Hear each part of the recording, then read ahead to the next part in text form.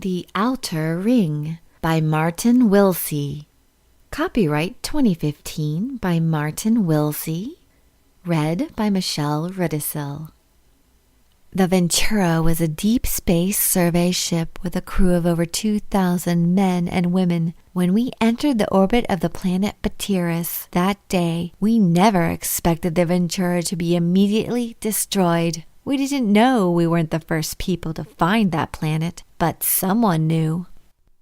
Solstice 31 Incident Investigation Testimony Transcript Logs of Master Engineer Wes Hagen, senior surviving engineering member of the Ventura's crew, recorded on 26/29 October 10, over 3 decades ago, and stored in the data being analyzed. Barkus woke 2 hours early, as usual, before the PAL's alarm. PAL was the personal assistant layer of the Ventura's Central Artificial Intelligence System. Nobody ever called them by those words, though. Everyone called them Pal and Casey. "Good morning, Pal. What is the plan for the day?" Barkus said, with a stretch as he sat up from his bunk. At these words, Pal shifted the walls of the 3x5 meter room to a pre-dawn mountain scene. It was majestic in its ultra-high definition beauty. It also conveyed data. Barkus knew when the sun peeked from behind those mountains, it would be time to go. The light on the clouds above increased as the time approached. Barkus didn't need any of it because he had a digital clock visible in his personal heads-up display, known as HUD. Computer information display windows hung in the mountain scene with the day's work orders and his personal calendars. His messages were prioritized, quickly reviewed, and replies were sent. Pal's voice was a professional female today. "Today you meet the heavies for a morning run beginning at Chen's Shuttle Transport Unit, known as STU, on the Outer Ring flight deck. Jack will be joining you again, so you will need to take your pack along," Pal told him. "After that, a shower, chow, and then prep for tomorrow's work orders that you will do after you drop out of FTL. The days after faster-than-light runs were always hectic. Jimbo is trying to arrange shore leave if the planet doesn't suck." Barkus enjoyed this AI's sense of humor. "Jack is really going to join us again?" Barkus asked, laughing to himself as he donned his running shorts and shirt. "I swear he almost died after that lap last time." "Your pack still has the 20 kilos of replacement gel packs," Pal said. "You know that's crazy, don't you? Running the outer ring at 2G with an extra 20 kilos that feels like 40 kilos. The pack slows us down enough so that one day Jack might be able to keep up," Barkus smiled. "Not many people tried. That day won't be today." Pal asked, "Did you know he has applied for a berth in the Outer Ring?" There was a slight amused tone in her voice. "Excellent. It's really the only way to do it. If you get past the first month, it's easy." Barkus arrived on the flight deck first. It was empty at 0520. He already had on his pack, but he had made the 3K run so many times wearing it, he moved like it wasn't there. He strolled in the heavy gravity, stretching his limbs as he went. The Outer Ring's flight deck was huge. At the point where they stood, the ship was a kilometer in diameter. The turning of the ring gave it the feel of 2G, but there were no grav plates in use. It saved a massive amount of power. A wide central taxiway looked like it went uphill in both directions. It was just over 3 kilometers for one lap. He smelled coffee. Chen was already up and working on her shuttle. She always made the best coffee. Even though Chen was a shuttle pilot, she took total ownership of her STU and its systems. She called the on-board AI by the name Stu. It was an old habit of hers from when she was in flight training. Another old habit was souping up her assigned vessel for maximum performance. She was even a highly regarded AI programmer in the fleet. Barkus knew that today she had to get everything back together in time for dropping out of FTL tomorrow. No one knew how long they would be in orbit around the next surveyed planet, so they had to be ready for long days. "Morning, Chen. "What the fuck do you think you're doing?" Barkis said with an amused tone. "Don't just stand there, asshole. Lift that end up and set it in those lock points. Or is it too heavy for you and your skinny little arms?" Chen taunted. Barkis didn't ask why she was mounting the 10mm cannon inside the belly of her emergency module, a spider-like all-terrain vehicle. As he muscled the receiver end into the sockets, he could see there were already ammo belt feed cases installed. "Where the hell did you find this hellish lead storm?" Referring to the massive gun. He moved to the muzzle end to help her snap it into place. "Fixed forward fire, I see." "Do you have a targeting module in this EM's AI yet?" he asked. Chen answered with a roll of her eyes. She laid the belt of ammo across the receiver as she said, "M, cycle the 10mm and then close it up." The first round was cycled into the chamber as the access panels closed so tight there was no visible seam. "Aren't you worried that Captain Everett might get pissed off if you arm the transports?" Barkis asked. "Besides, who gave you the weapons mounts?" "Sweet setup. Can we try it in the vacuum tomorrow while we're out?" "The STU 1138 class shuttles are just big enough to have their own parts fabricator. Can I help it if I have friends with access to design specs?" She was smiling, wiping the lubricant from her hands with a dry rag. "Mornin' all," said Jack Miller. He was already out of breath. The 2G outer ring did that to most people. Barkis worked with hundreds of maintenance guys on a ship this size. Many like Jack had just started their tours 4 months ago. Barkis had been there longer than any of them, just over 12 years.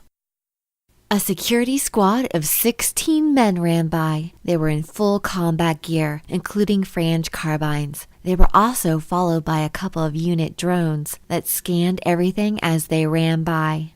Chen patted Jack's belly. "Don't worry, they won't eat you." Jack was a good guy. He was a hard worker. He was great at detail work, especially the really fine schematic work that sometimes left Barkis not able to see the big picture of his project. First, tour spread often haunted people when the gravity was low and the food was good. Jack was determined to be physically fit when he returned to Earth in 3 years, 8 months.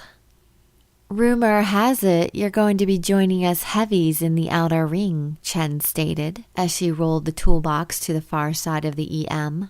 Barkis saw Jack look at the piling that was Chen's artificial left leg. "Good on you. The chicks will dig it, right, Barkis?" Chen said. "The chicks will dig what?" Rand asked as she walked up. She was chugging a water bottle. She noticed Jack just then. "Mr. Miller has come back for more. We need to requisition this man a backpack."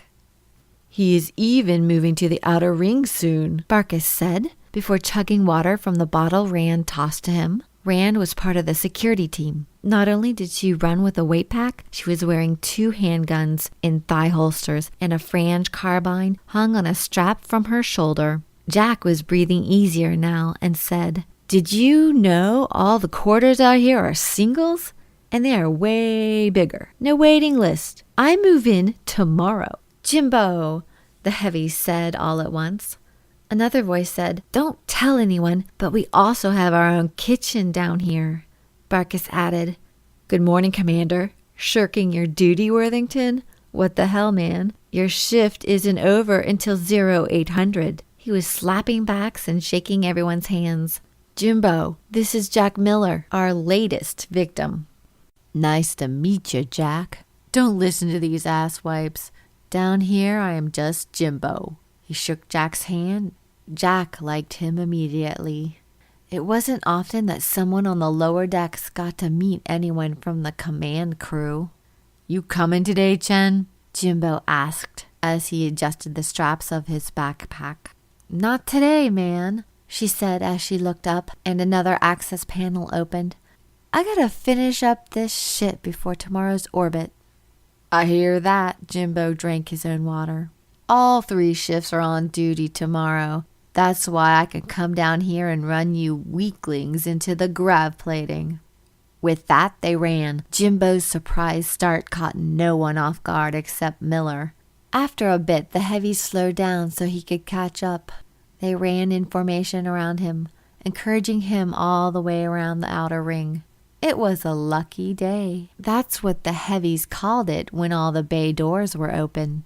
Jack made it the whole way without stopping once, for the first and last time. "I miss real eggs," Barkus said. Not the first time. Jack asked. "It's because the eggs are dehydrated, made with reclaimed water. You ever get pancakes? Why get the eggs if you don't like them?" Chen looked up from her eggs with a raised eyebrow, the precursor to the death stare. She was sitting just to Jack's right. Barkus was directly across from them with Jimbo and Rand on either side. All of them had eggs and bacon. "Because you get real bacon with these eggs, not even dehydrated," Barkus said, in a gesture of worship as he held up a perfectly done, crispy strip of thick-cut bacon. Rand and Jimbo both attempted a snatch. Both lost out to the speed of his hand to his mouth. "It's probably because the water reclamation system extracts the water out from your shit when you..." Jack stopped suddenly as Chen had delivered a right jab to the face. "What the fuck?" Chen patted him on the back in a perfect nothing personal gesture. "House rules, Jack," Jimbo said. "Never mention the human waste reclamation system during chow. You are allowed, not required, to face punch any heavy that does it. Even me. Especially me." Jack was laughing as he overplayed testing his jaw. Then he began touting the benefits of these delicious pancakes to another round of laughter. None of them heard the woman behind them, 2 tables over, say under her breath, "You won't be laughing this time tomorrow, motherfuckers." Barkus went up to the main maintenance shop with Jack after breakfast. They were both going to sign out the heavy maintenance suits, the HMSs, they would be using tomorrow. The HMSs were called heavy for multiple reasons. First and foremost was that they were really fucking heavy. Maintenance Chief Owens consequently referred to them as RFH suits. For some reason, this confused the dispatchers and amused the hell out of the chief. Barkus went to Bay 42 and selected the RFH suit he always picked. Jack picked number 41 based on its proximity to Barkus. "Barkus, do you have any idea how much one of these things actually weighs?" Jack asked as he activated the diagnostic program and started running down the checklist. "I think empty they weigh just under a metric ton, just over with water and a driver," Barkus said. "Doesn't mean shit though. Most of the work is in 0G. Ever run one on the surface of a planet? I hear they're fast on foot and fun as shit," Jack said, hooking up the water line to top it off. "Just once on a moon. Some dumbass had a dish fall on him, and despite the low gravity, it broke both his legs. I ran the 2 kilometers to be the first one on the scene." Barkus paused, remembering. "That asshole never thanked me. He was a miserable bastard. It was always about politics with him." "I'm going to drive 42 down to the flight deck today, as always. But that's me. You may want to take the tractor rig to get it down. Today or tomorrow. They prefer it that way." "They say it's safer," Barkus laughed. Jack knew he was just giving him a way out to save face. All the RFH suit jocks walked them down. The key was not to damage anything on the way down to the flight deck. "You came aboard on that rotation 4 months ago, right?" Barkus asked as 42 detached from the clamps and powered up. "How long have you been an RFH maintenance guy?" "Counting the last 4 months? Let me think." Jack was thoughtful for a moment before answering. 4 months. He smiled at his own joke. More men and women were now entering the maintenance shop to begin their day. Most knew Barkus and said good morning to him. No one seemed to even notice Jack. "JAFMG," Barkus said, prompting an instant reply. "Just another fucking maintenance guy," Jack drawled. "Here's a tip for you, Jack," Barkus said as he stepped up into his suit. "Move your suit down to your assigned shuttle the morning of the day before. After it is docked in the shuttle, then you'll have the rest of the day to organize and clean up your bay in the shop. It's way easier without the RFH suit in there. Otherwise, you'll be so busy you never get to it. The RFH suit closed over Barkis's head to reveal just a black, faceless thing. As it stood and saluted, it caused Jack to shudder. They had to be so careful when inside the damn things. It could wreak havoc because it could tear through a bulkhead without pausing. Barkis entered the elevator and simply said to the other passengers, "Good morning, ladies. Flight deck, please." The voice sounded ominous, like a cinder block being dragged over cement. Jack watched as the two women began to caress the suit, saying, "Hey, handsome. Where you going? Want some combat?" The door closed. One of the techs walked up, shaking his head. Jack had the impression he had walked over specifically to watch Barkis take the elevator in a 3-meter-tall suit. Why doesn't his suit have a number stenciled on the chest? Jack looked at his suit. It had a large, bright yellow 41 emblazoned on the chest. "Everyone knows that's him," the tech said. "For luck, I guess." "You never heard the story?" Jack shook his head. "What story?" Barkis was in number 42 doing maintenance on a low-orbit satellite when a stupid rookie pilot blew him off the sat with his exhaust. The dumbass lit up his engines too close. Everyone thought he was dead but Chen. The tech walked closer and said the next part quietly. "I heard Chen did an emergency uncleared launch and chased 42 in the STU somehow." He was almost whispering. "She pulled a Jonah at Mach 23 in the atmosphere." "A Jonah?" Jack questioned just as quietly. "She opened the STU's cargo bay while in flight and ate him from the sky." The tech let it sink in. The number 42 was burned off while he was in the atmosphere. All the melted exterior tools were repaired or replaced. Chen and Barkis were docked pay by the captain for the repairs to the STU. That was about 5 years ago. I'm glad that asshole is finally gone. "He never painted the numbers back on?" Jack asked. "Go ahead, paint them back on. I dare you." The tech laughed and walked away. Jack went back to work. He never took the advice to pre-dock his suit. Because of that, his last thoughts were about his numbers burning off. As the elevator doors opened, the RFH suit was singing Daisy Bell, and the women were laughing as they left the lift. Wes Hagen, the Ventura's senior engineer, entered the lift and said, "Morning, Barkis," as he turned to face the front. "You look tired." The doors closed as the suit laughed.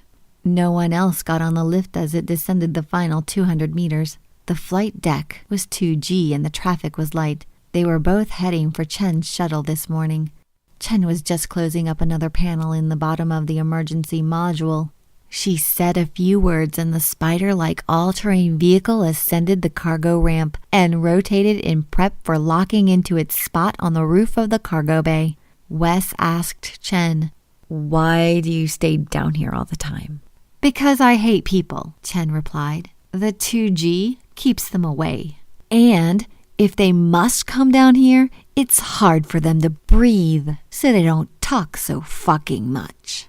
She continued wiping her hands as Barkis climbed out of the suit. "Mind if I use the suit to carry and stow my tool chest?" Chen asked Barkis. "Knock yourself out." Barkis stepped away from the suit. It was still kneeling under the chin of the Shuttle Transport Unit, STU. "Stu, initiate remote, and don't fucking drop them this time," Chen said as she stepped away. The RFH suit closed up as it stood. All by itself, it walked up to Chen's full-size double tool chest, crouched and lifted it as if it was a dad carrying a cooler to the beach. The suit moved easily and smoothly to the tool room in the back of the cargo bay. "Nice," Wes said, a rare compliment from him. "It's why I'm here, really." Chen was surprised he gave her no shit about avoiding his messages. "Have you noticed anything odd in the AIs around here lately? Casey or Pal, Stu, M, Rain?" Hagen was combing his fingers through his hair. Chen knew it was serious. Nothing ever puzzled this man. It was one of the foundation rules of the universe that Chen had grown to rely on. That and the fact that he let her do whatever she liked. Wes knew she did a good job. He also knew that she did that job better with less management. I only interact with Stu and Em. It's daily and for hours every day. Casey and Pal are of little use to me, Chen said, thinking hard. In fact, Em and Stu have been better in the last few months. I guess more aware. I have been working on them a lot, though. I shudder to think how much extra code I have added in the advanced AI routines. Chen, can you help me tomorrow with a code review on Casey? Wes asked, and Wes never asked. Sure, but it will cost you. I hear Peck has some excellent bourbon. Chen smiled. Both Wes and Barkus covered their eyes just to be assholes about it. Wes began to feign staggering away. We'll be done with our morning maintenance run by lunch. I will help you in the afternoon, she called to his back. If this asswipe doesn't sleep too late, Chen called as she pounded a fist on Barkus's chest with a solid thunk. Okay, I will buy you some bourbon later at Peck's Halfway. Wes retreated to the lift. None of them knew they were being watched from 32 angles. Peck's Halfway was the closest bar to the ship's outer ring. All of the heavies, the people that lived in the outer 2G ring, went to this bar. They called it a 1G joint, and they all liked Peck, the owner. Peck had run this bar as long as anyone could remember. He was fat, old, and gay. He ate and drank too much. He slept in 0.5G all night and sat in his bar on a padded grav plate stool that must have cost him a mint. He had gout, was missing a tooth, and all the ladies loved him. Well, the men too, even the heavies. Barkus walked into the Halfway wearing his typical after-work clothes, jeans and a Led Zeppelin t-shirt. He could see where the heavies were sitting and started to move through the crowd toward them. Hey, Barkus, you bucket of spit, get your ugly mug over here before I come over this bar and kick your ass. Peck loved talking like that to Barkus. It made the newbies wonder. I'd like to see that, you fat fuck. You better give me a bottle of this bourbon I have been hearing about, or I'll knock out another tooth. Barkus yelled back as he approached. Reaching out, their hands slapped together in a handshake that turned into a hug, causing Barkus almost to literally come over the bar. How goes, old friend? Barkus said, sitting down to talk, as Peck set 2 fine crystal tumblers on the bar and drew out a dusty bottle from somewhere as if by magic. With a flair, he pulls the cork from the bottle with his teeth, spat it onto the bar, and pours for both of them. It goes very well. It will be going even better soon. He raised his glass, saying, to sipping the joys of life so they last longer. Peck raised an eyebrow, waiting. Barkus sipped the bourbon. Peck, you have just ruined my life. I now know I will never have another bourbon this excellent. I might as well die tomorrow. Barkus sipped again. Peck downed his in one tip of the glass. Before his chin lowered, Barkus had snatched the bottle from Peck's hand, saying, You savage! Wait! Peck stopped him, smiling. Remember our discussion Thursday last? Once again, as if by magic, he produced a glass test tube about 15 centimeters long and 4 wide. It had a humidity control stopper. Inside was a large cigar. Are you nuts? Where'd you get that? It disappeared into Barkus's pocket. Never you mind. And you didn't get that from me. That goes to the outer ring and stays there. Tobacco was forbidden on the ship. This created a thriving black market for it. Thanks, Peck, Barkus said. Put it on my tab. He knew Peck wouldn't. Barkus's money wasn't good in Peck's Halfway, and Barkus allowed it. He had learned to live with it. He never took advantage, though. It made Peck happy. Barkus knew that Peck's life was worth more than a big bar tab, but that's not why Barkus saved it. He approached the table, and around it were the usual suspects, plus a few others. Chen, Rand, and Jimbo all sat in the back of the huge booth. Everyone knew that if you gave Jimbo shit about drinking OJ, you'd have to buy the next round. It looked like Jack Miller had recently learned that lesson. Barkus wondered if he was stupid enough to make that one-arm, chin-up bet with Chen. To his surprise, Wes Hagen was there as well. 2 senior staff members? Hagen was having a close, heated conversation with Jimbo. There was Sarah, Bishop, Karen, Ross, and Beth Shaw from medical as well. Well. I see I am expected. Barkus gestured with the bottle to the black tray that had a dozen clean glasses in the middle of the table. You are Peck's favorite, Rand teased. He sat in a chair next to Sarah and started pouring a shot into each glass, handing them around. It's just as well that this is a small bottle. Tomorrow comes all too soon. Everyone took a glass except Jimbo, even Chief Hagen. Barkus had never seen him drink alcohol ever. They held their glasses up and waited. It was tradition. Jack was looking around but followed suit. After a moment of silence, Barkus said, "There is a pleasure in being mad that none but mad men know." They drank. Everyone talked at once then. "Where do you come up with those?" Jimbo asked. "My God," was said by a few people. "This is the best bourbon ever." "Read a fucking book, Jimbo." "This bourbon is so good, I want to fuck it," Jack said, causing dead silence. Then everyone broke out laughing. They didn't know the malice that monitored them over the ship's security cameras. "We drop out of FTL in 11 minutes, people. Stations, please," Jimbo announced over the ship's comms of the Memphis. Most of the crew on the command deck buckled their 5-point harness. They lifted the disc up by its belt from between their legs and snapped the buckles in on each side.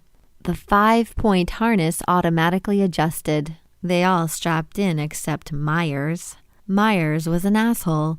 Jim was planning to talk to Captain Everett about finding him another duty station.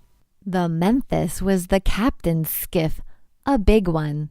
It had a crew of 36 men and women, 5 levels, a huge cargo bay, and advanced FTL engines powered by 3 dark matter reactors. On this run, they also carried 4 scientists, a 16-man security team, the very same team that ran the outer ring.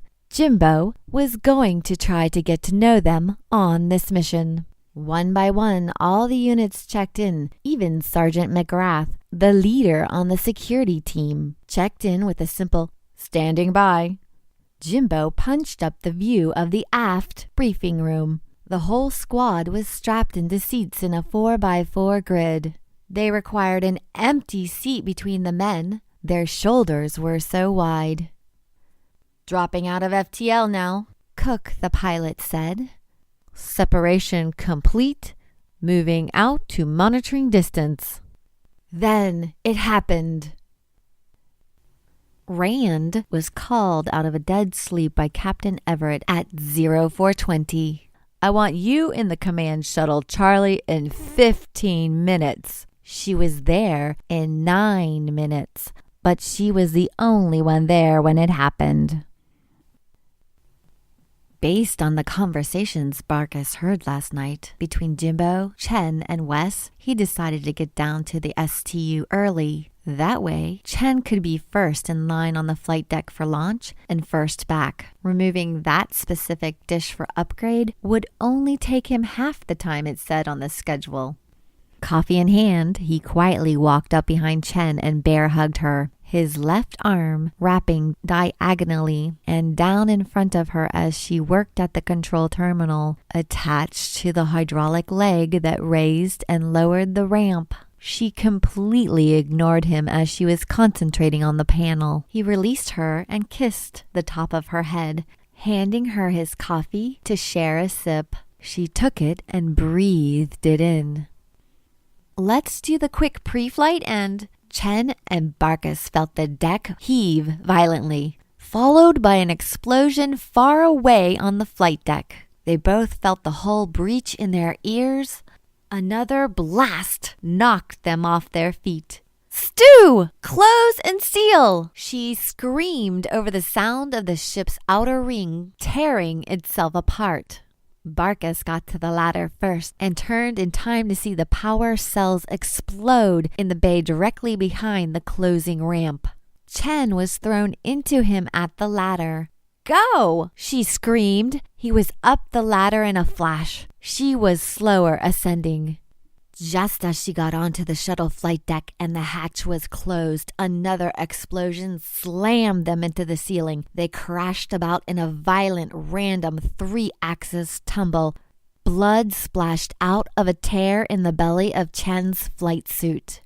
Barkus saw Chen bounce and catch the harness of the pilot's seat as he slammed down into the open RFH suit.